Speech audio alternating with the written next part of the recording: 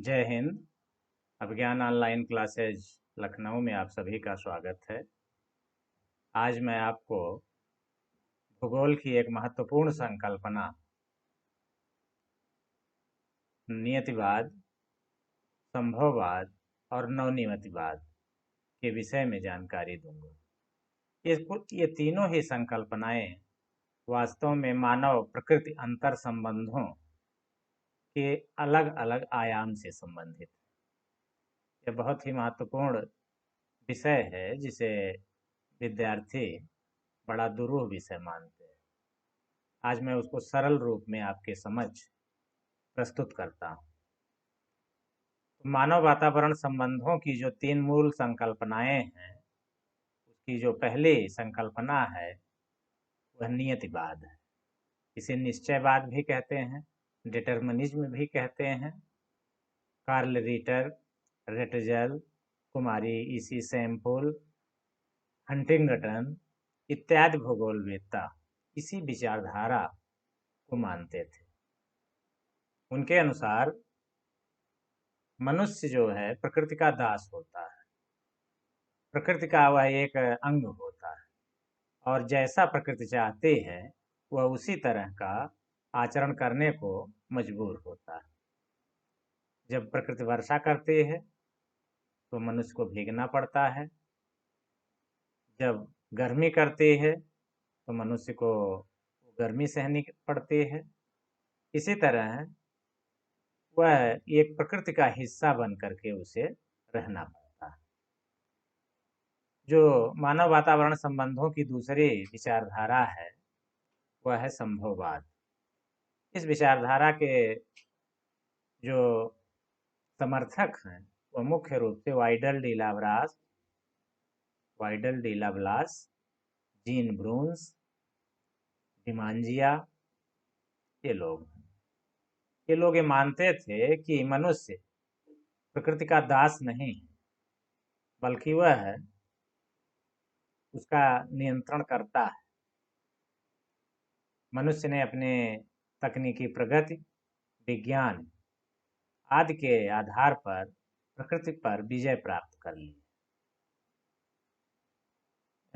लीफेब्रे ने इस विचारधारा को स्पष्ट करते हुए लिखा कि प्रकृति हमें अनेकों संभावनाएं देती है और मनुष्य उनका स्वामी होने के नाते उन संभावनाओं में से अपनी पसंद की जो भी संभावना उसको होती है वो ग्रहण करता है या उसका उपयोग करता है और बाकी को छोड़ देता है।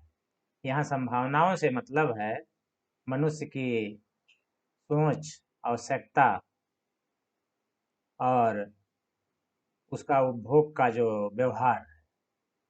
तो मनुष्य जो भी चीज़ें चाहता है वो प्रकृति से लेता है और जो नहीं चाहता है उसको प्रकृति से छोड़ देता है।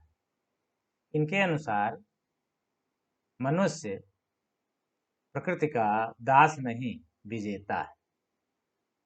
इसी तरह की एक तीसरी विचारधारा भी है जिसके मुख्य रूप से प्रतिपादक ग्रिफिथ टेलर महोदय थे। OH के स्पेट ने भी इस विचारधारा को आगे बढ़ाया था। ये लोग ये मानते हैं कि न तो मनुष्य प्रकृति का दास है और न ही मनुष्य प्रकृति का नियंत्रक है, बल्कि दोनों के मध्य एक सामंजस्य होता है। ग्रिफिथ टेलर ने तो मनुष्य को एक यातायात नियंत्रक, जो पुलिस कंट्रोलर होता है चौराहों पर, उसके समान बताया है। वह किसी गाड़ी की दिशा को नहीं बदल सकता है, लेकिन कुछ समय के लिए वह उसे वहां पर रोक सकता है। इसी तरह मनुष्य भी प्रकृति की दिशा को नहीं बदल सकता, बल्कि कुछ समय के लिए वह अपनी तकनीकी प्रगति, विज्ञान आदि के द्वारा उस पर थोड़ा सा समय के लिए उसको रोक लेता है या अपने मन वांछित उसको कर लेता है। जैसे मनुष्य चाहता है कि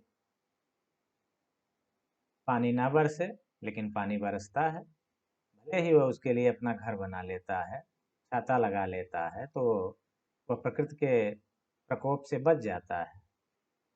गर्मी होती है तो पंखे लगा लेता है, कूलर लगा लेता है, एसी लगा लेता है, गर्मी के प्रकोप से बच जाता है, लेकिन वह प्रकृति को परिवर्तित नहीं कर पाता है।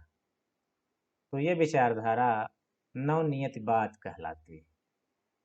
इसके अनुसार न तो मनुष्य प्रकृति का विजेता है और न ही पूर्ण रूप से प्रकृति के नियंत्रण में है, बल्कि वह अपने वैज्ञानिक तकनीकी प्रगति के आधार पर प्रकृति के साथ एक सामंजस्य बनाता है और वह सामंजस्य ही मानव वातावरण संबंधों को की पहचान होती है।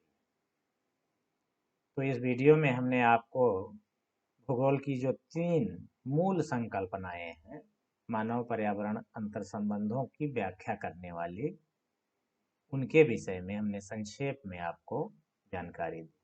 आशा है कि यह वीडियो आपको पसंद आएगा। धन्यवाद।